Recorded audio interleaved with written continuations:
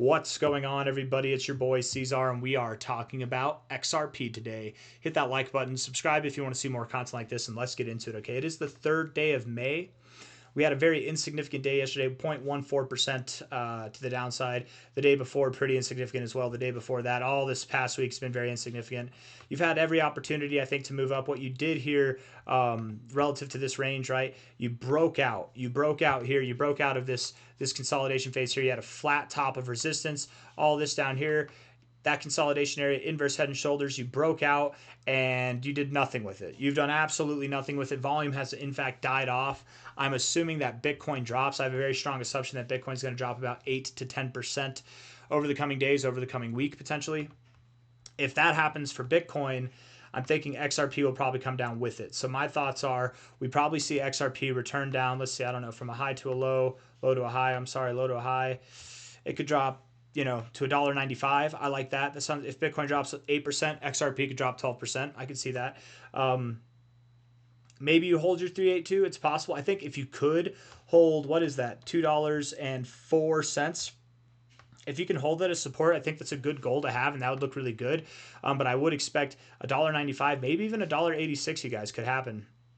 I don't know so much about $1.86. Let's see if we got a different fib on here, but just so you know, $1.95, $1.85, whatever, something and anything and everything in between there could be possible. From a high to a low here, what's that? $1.92. I like that $1.90 to $1.95 area. That's my personal expectations. What would this bring you down to? About 13. Yeah, if Bitcoin drops 8%, you could drop 13%. I could see it happening. If it drops almost 9%, you could drop 13%. I could see that happening.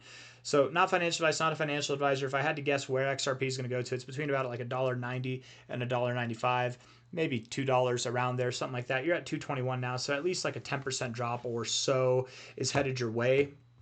When is it going to happen? I think it's going to happen right now, man. I think it's going to happen over the weekend and going into next week. I don't know how next week's going to look.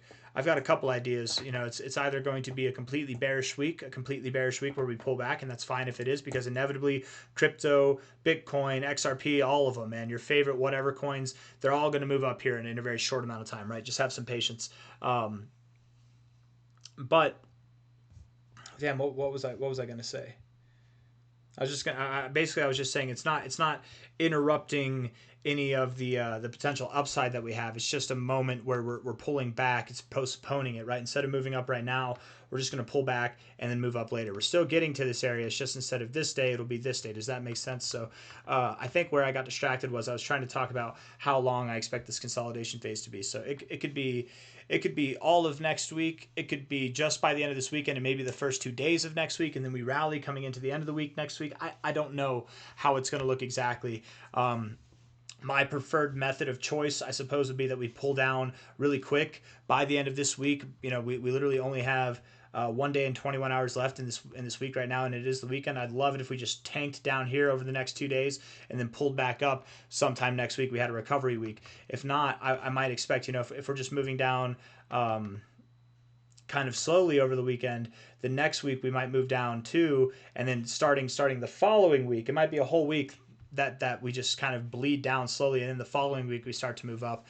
So to avoid that, let's get a quick rip off of like rip the band-aid off, right? The bullish band-aid, rip it off, or the bearish band-aid, whichever one makes, I guess it'd be bullish band-aid, because we're going to be bleeding bull blood if we're going to the downside. If anybody doesn't understand that, bulls, bears means down, bulls means up. You're bullish if you're going up, you're bearish if you're going down. It's very simple things, but I've had people ask me recently, like, what does it mean whenever I say bullish and bearish? And if you're new, that's fine. If you're new, I'm not making fun of you. We've all been there. We've all had to learn this at some point. It's good to ask questions. Seriously, ask questions, right?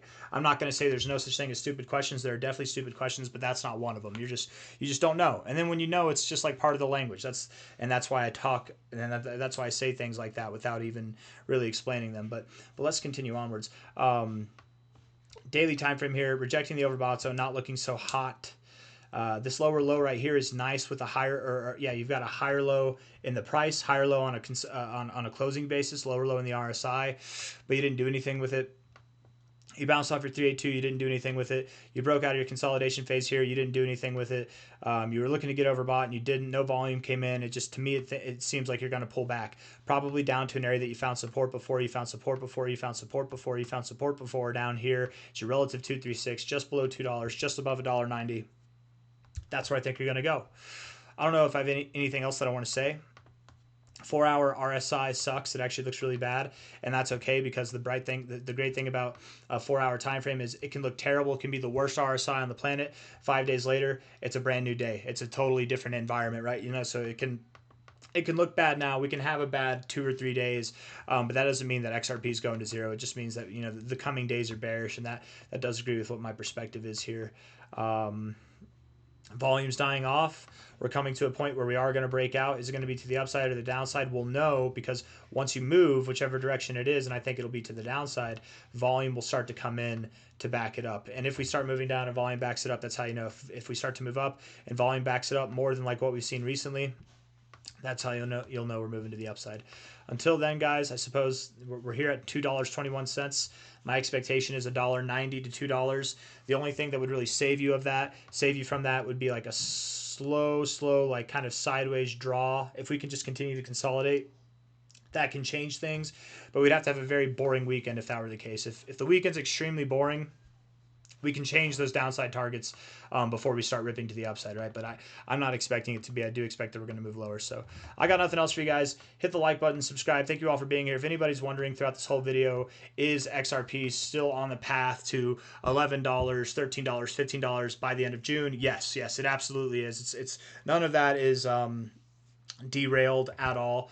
I very much expect that we're going to see XRP above $10, probably even above $13 by the end of this next endeavor, by the end of June. I've got nothing else for you guys. Thank you all for being here. I'll see you on the next one. Hit the like button, subscribe. Bye-bye.